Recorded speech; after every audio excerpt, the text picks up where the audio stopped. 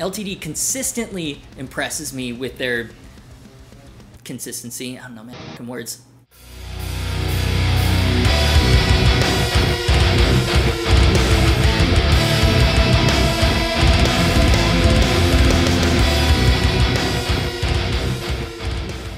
Hey guys, it's Hunter. Welcome back to another video. And today is a very exciting day. It's been a long time since I've had an LTD on the channel. You guys have been asking for more LTD content, specifically the new 45th anniversary reissue models. I've got a box over there from ESP. Let's open it up and see what we got.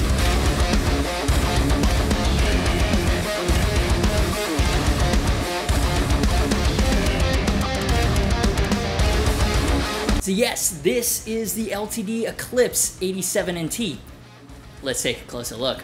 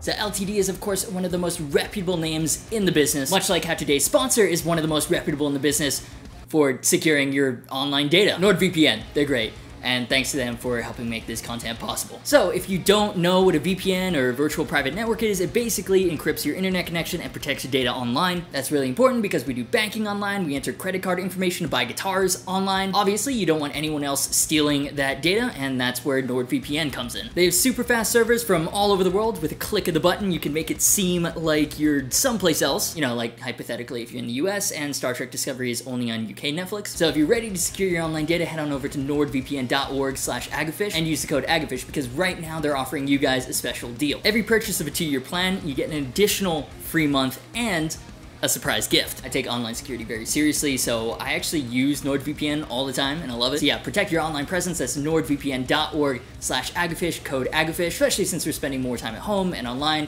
It's pretty important. And it's also important that we talk about this guitar because that's probably why you clicked on the video. So a bit of background, probably the best playing guitar I've ever owned is my 2010 ESP Eclipse 2 Standard. And this is also an Eclipse, at least by name, but as you can see, it looks quite different. This is part of LTD's 87 reissue series, a collection of 4 models taken from ESP's 1987 catalog. There's the M1 Custom, the Mirage Deluxe, and then the Eclipse comes with your choice of either a Floyd or hardtail. The Floyd version doesn't come in turquoise, so here we are. And quite clearly, in 1987, the Eclipse wasn't the same single-cut design that most of us recognize today. I think the most famous of these is almost definitely Izzy Stradlin's white one with a Floyd. You can actually see him playing it in the Sweet Child of Mine video. You might have not known that's an ESP Eclipse. I definitely didn't, but yeah, there you go. LTD is also offering this 87 Eclipse in black and white, so you can actually get that one if you want to. But anyways, that's not to say this carved top TE doesn't have any similarities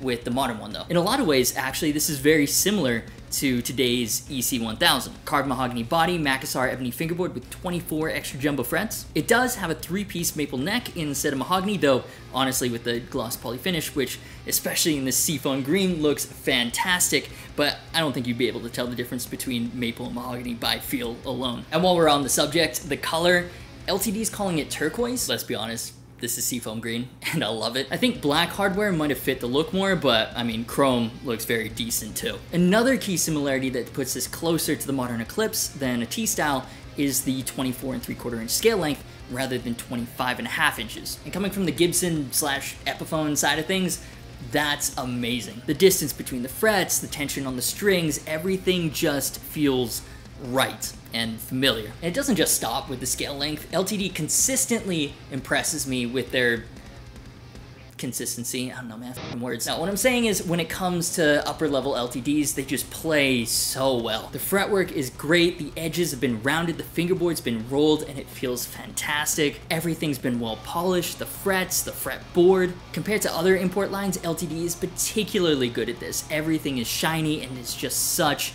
a smooth playing experience. It's so insane. You can even see it on the demo track playthrough. The reflection of my hand is literally clearly visible on the fingerboard. It's like glass. It's f***ing crazy. ESP's Thin U is like my favorite neck shape. Basically, what I'm saying is it's a bit fun to play this guitar. There's also the neck through aspect, which all you shreddy boys or girls out there will really appreciate. No big blocky traditional T-style joint here. Belly cut as well. I mean, it's just a very comfortable guitar. It's crazy. Even though the original ESP version was released in 1987, which was over 30 years ago, this guitar still looks and feels very modern. I think the only visual factor that gives it away, besides the commemorative 1987 inlay at the 12th fret, is the use of pickup rings. Like, I think if ESP designed this guitar today, you'd probably see direct mounted pickups instead. Now, in terms of balance, I did notice this was slightly neck heavy. It's not too bad, like the headstock isn't constantly fighting to just crash into the ground,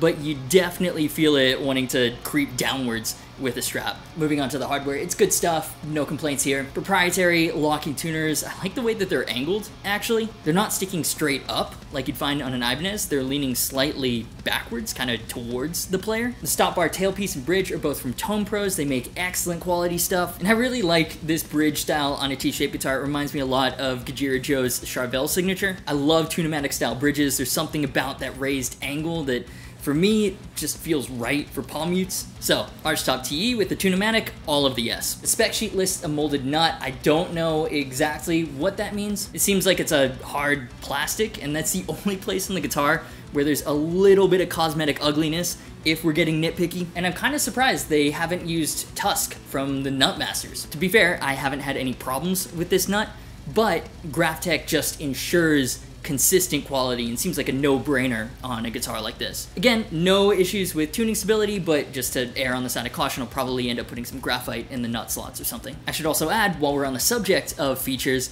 that this is an exceptionally nice gig bag. It's ESP branded, made by TKL. It's got a ton of thick padding, quite rigid. I always point out how nice the PRSSE gig bags are. I think they're some of the best in the business, but I think this is even better though. Compared to most, let's call them small profile gig bags that I've tried so far, this feels like it offers the most protection for your guitar. It should be noted that this gig bag doesn't technically come with this 87 Eclipse, it sells separately for 99 bucks. ESP was just very proud of this new gig bag, wanted to send it over as well and get my thoughts, and yeah, I mean, very impressive. Moving on to the pickups, this old school reissue comes with the classic Seymour Duncan JB59 set. So, signal chain, the same as the demo track, straight into the Engel Savage. Here is what the guitar sounds like by itself.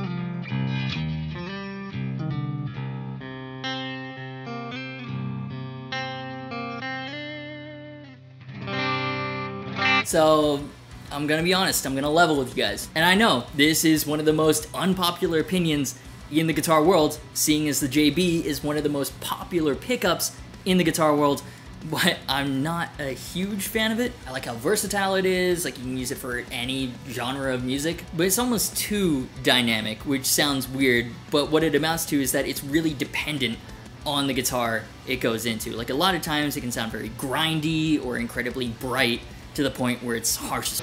But that also makes it a great pickup for leads, and overall I don't know whether it's because I'm using my new beefy Angle Savage, but the tones, I'm not gonna lie, they were inspiring. Writing the demo is super easy, and I think that's one of the stranger tracks that I've written for these videos. Conclusion. Alright, so I love LTDs, and they draw a lot of comparisons with Schecter. Like the same dude, Hisatake Shibuya, owns both ESP and Schecter. Really hope I pronounced that name somewhat right. They are run completely separately though, and compete directly with each other, especially in the metal space. Now that being said, while a lot of the models are made in the same facilities, and while Schecter is also known for including incredible specs for the money, there's just something about them where a lot of them I've tried just don't feel alive. I hate using the term X factor because I like to be as specific as possible in these deep dive videos, but honestly, I'm still trying to identify it. LTDs though, in this tier level, that's not something that I've ever run into. This guitar feels alive. What is it? It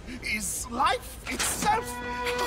I guess what I'm saying is this guitar really impressed me and I really like it. And I love the concept of the 87 series, reviving these lesser known models from ESP's past that might have been exclusive to Japan. And these are being brought back in more affordable incarnations for the working musician. Like, I'm an ESP fan and I had no idea that this particular guitar was even a thing until this re-release. And not only have they done a great job with this one, but I hope this is the start of a recurring trend with ESP, because there are a lot of wacky models from ESP Japan's history that absolutely deserve reissues as well. So if you enjoyed this video, do me a favor and hit the like button. These are of course just my opinions. I'd love to know what you think. Let me know in the comments. Thanks to ESP for sending this guitar out, NordVPN for sponsoring the video, and to Luke for mixing everything. Social media, merch, and Discord server links are in the description. As always, thanks so much for watching. You've been awesome, and I'll see you for the next video.